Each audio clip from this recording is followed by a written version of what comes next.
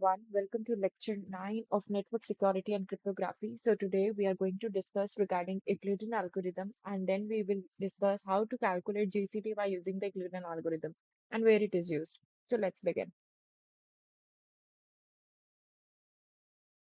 So what is Euclidean algorithm?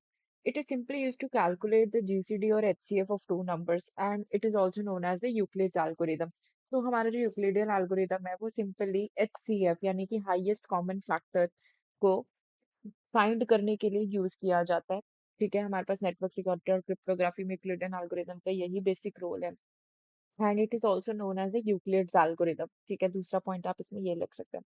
तो हम एक सिंपल अप्रोच लेकर देखते हैं कि कैसे आप GCD of two numbers find करते हैं। हमने प्रीवियस छोटी क्लासेस में भी देखा था। जस्ट टू रिकॉल, अगर किसी को नहीं भी आता then it's okay.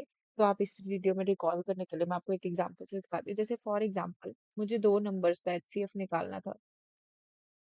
I am taking it as 12 and 33 लेते हैं। ठीक है, तो उसकी कॉमन अप्रोच क्या होती थी? सबसे पहले हम क्या करते थे, 12 के डिवाइजर्स लिखते थे। ठीक है, तो अगर मैं सिंपली डिवाइजर्स लेके चलूं कि 12 किस किस के टेबल में आता है, ये कौन कौन से नंबर्स हैं जो 12 को कंप्लीटली डिवाइड करते हैं, तो इसके जो डिवाइजर्स थे 12 के और 33 के, लेट अस राइट दिस। ठीक है, तो 12 के डिवाइजर्स कौन है? 1 2 3 4। ठीक है, because 4 3 are 12 and 6 2 are 12 and 12 1 are 12। ठीक है, तो ये सारे कॉमन सॉरी ये सारे डिवाइजर्स हैं 12 के। नाउ सिंपलरली 33 के कौन कौन से डिवाइजर्स होंगे? 1 एंड 33 तो होएगा ही ऑफ कोर्स। ठीक है, एंड 3 11 होता है, तो 3 11 ठीक है, इसके अलावा कोई 33 का डिवाइजर नहीं होता। So here I have written all the divisors. अब हम कैलकुलेट करेंगे इनमें कि कॉमन डिवाइजर कौन कौन से हैं। जो 12 और 33 के कॉमन डिवाइजर्स यानी कि सेम डिवाइजर्स कौन कौन से हैं? तो एज यू कैन सी कि 1 होगा ऑफ कोर्स, क्योंकि 1 दोनों में आ रहा है। So 1, okay, and another we are having 3। ठीक है, तो यहाँ पर आएगा 1 3। और इसमें से हाईएस्ट कौन सा है? ऑफ कोर्स 1 और 3 में 3 हाईएस्ट है, तो एचसीएफ क्या है हमारा? 3। सो 3 is the HCF of 12 and 33।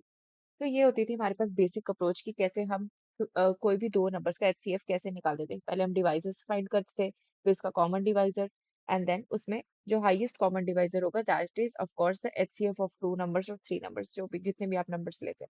ठीक है, तो अब हम देखते हैं कि ये तो था बेसिक अप्रोच कि कैसे हम एचसीएफ फाइंड करते हैं। तो अब हम देखेंगे कि यूक्लिडियन एल्गोरिदम में क्या चेंजेस हैं, या ये भी एचसीएफ ही फाइंड करता है लेकिन एक अलग पैटर्न से। ठीक है, तो इसमें हम कैसे एचसीएफ फाइंड करते हैं, आइए अब वो देखते हैं। तो यहाँ पर मैं आपको फाइंड करके दिखाऊंगी कि यूक्लिडियन एल्गोरिदम में हम कैसे फाइंड कर देंगे एचसीएफ। तो सिंपली हम क्या करते हैं, इसमें एक टेबल बनाते हैं। ठीक है, इस तरीके से एक टेबल बनाते हैं।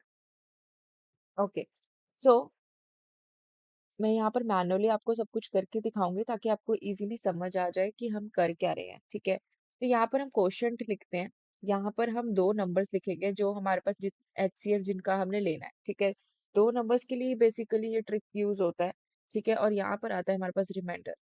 ओके, तो इस तरीके से जो 12 और 33 में ऑफ कोर्स बड़ा कौन सा नंबर है? 33।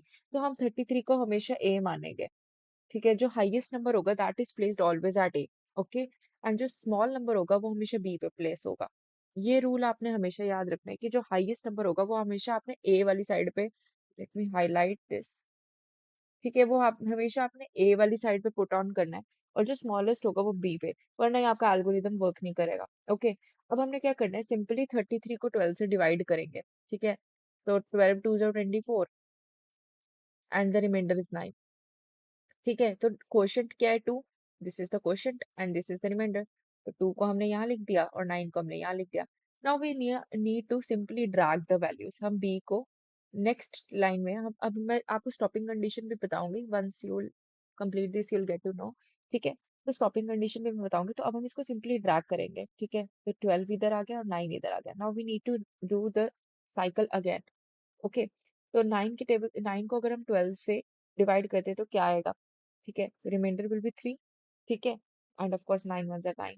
ठीक है, 9 1 9, 10 11 12, so the remainder is 3। Okay, so now we need to again drag it। 9 इधर आएगा, 3 इधर। ठीक है, 3 3s are 9, remainder is 0. Now we need to again drag it and इसको भी ड्रैग करेंगे, देन 3। ठीक है, अब जीरो से जैसे ही हमारे पास बी की वैल्यू 0 पे रीच होगी, वी नीड टू स्टॉप। ठीक है, we need to stop and the HCF is the a, मतलब जो हमारे पास लास्ट ए की वैल्यू ऑब्टेन हुई यानी कि 3। तो हमने पिछले एग्जांपल्स में भी मैंने आपको पहले भी करके दिखाया मैनुअली तरीके से कि 12 एंड 33 का। ठीक है, तो ये हमारे पास सिंपल है एग्जांपल कि हम कैसे यूक्लिडियन एल्गोरिदम का यूज करके एचसीएफ को फाइंड कर सकते हैं। So this is how Euclid's algorithm work. ठीक है, I hope you understand it. आप अपनी अंडरस्टैंडिंग के लिए एक और एचसीएफ फाइंड करके देखिए, आपको इजीली और समझ आ जाएगा। इस वीडियो को दोबारा देखिए अगर आपको कुछ कंसेप्ट लग रहा है। मैंने अपनी तरफ से बेस्ट कोशिश की है कि आपको ये इजीली मैं एक्सप्लेन कर पाऊँ। Thank you.